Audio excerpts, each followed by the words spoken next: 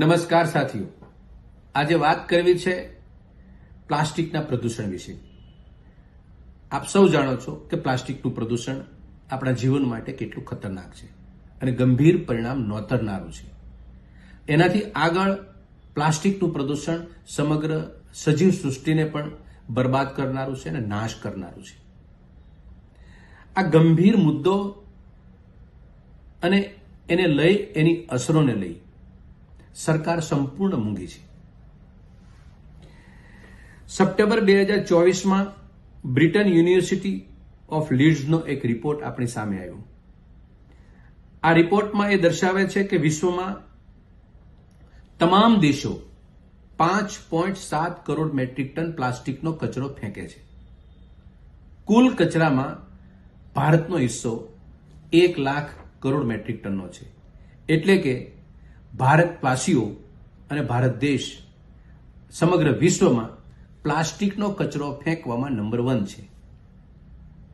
આ છેલ્લા 10 વર્ષની અંદર પ્લાસ્ટિકનું ઉત્પાદન, પ્લાસ્ટિકનું રિસાયકલિંગ અને પ્લાસ્ટિકનું પ્રદૂષણ જે કોમ્બિનેશન સેટ થવું જોઈતું હતું એમાં સરકારોનો એક અહમ રોલ હતો.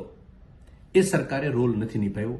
એના કારણે પ્લાસ્ટિકનો વપરાશ વધ્યો અને એના કારણે પ્લાસ્ટિક જમીન ઉપર પડ્યું અને પ્રદૂષણના રૂપે આપણા સમગ્ર સજીવ સૃષ્ટિને નુકસાન કરતા સાબિત થવા લાગ્યું છે. આ દુનિયામાં જેટલું પ્લાસ્ટિક ફેંકાય છે એનો માત્ર 10% હિસ્સો તે રિસાયકલિંગ થાય છે. ભારત એમાં બહુ પાછળ છે.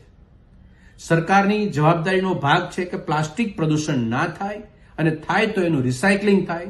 સરકારમાં એમાં પણ આપણા દેશની સરકારો સંપૂર્ણ નિષ્ફળ છે. વિશ્વની અંદર પ્લાસ્ટિકની અંદર ભારત નંબર 1 હોવું એ મારા, તમારા અને સરકાર માટે એ શરમજનક બાબત છે. પ્લાસ્ટિકમાં અને એના પ્રદૂષણના મુદ્દાને લઈ આજે પણ ભારત સરકાર છે કોઈ ગંભીર પરિણામો આવવા છતાં પણ કોઈ કદમ ઉઠાવવા માટે જઈ રહી હોય એવા પણ દૂર દૂર પણ એના સંકેતો દેખાતા નથી.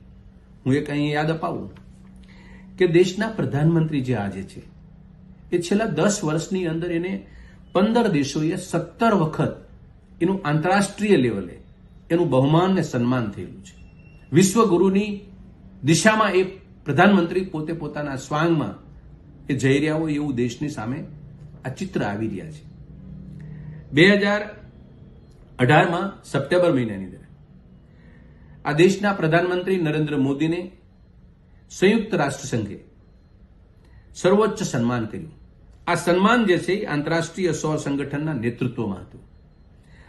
આ સન્માન જે છે ચેમ્પિયન ઓફ ધ અર્થ નામથી જે 2022માં અને 22 સુધીમાં ભારતને પ્લાસ્ટિકના ઉપયોગથી મુક્તિ અપાવવાના સંકલ્પ સાથે આપવામાં આવેલું હતું.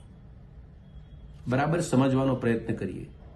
આપણા દેશના વડાપ્રધાનને સંયુક્ત રાષ્ટ્ર સંઘે ચેમ્પિયન ઓફ ધ અર્થનો એવોર્ડ આપણા દેશમાં 2022 પહેલા આ દેશને પ્લાસ્ટિકથી મુક્તિ અપાવવાના સંકલ્પ સાથે એમને સ્વીકાર્યો હતો. 2018ની વાત કરું છું. પરંતુ આજે 2022 ને બદલે 2024 છે. આપણા દેશના પ્રધાનમંત્રીએ પ્લાસ્ટિકને લઈ, એના પ્રદૂષણને લઈ, એનું અટકાવવાના મુદ્દા સાથે કોઈ આયોજન, કોઈ યોજના, કોઈ સ્કીમ આપણા સુધી પહોંચી ખરી? એક નાગરિક તરીકે આપણને સૌને સવાલ છે કે આ દેશના પ્રધાનમંત્રી એવોર્ડ તો લઈ લે છે, દુનિયા આપે એટલા, પરંતુ આ એવોર્ડ પાછળનો જે સંકલ્પ હતો એ એમને કોઈ પ્રકારે સિદ્ધ કરવાની મનસા ધરાવતા નથી.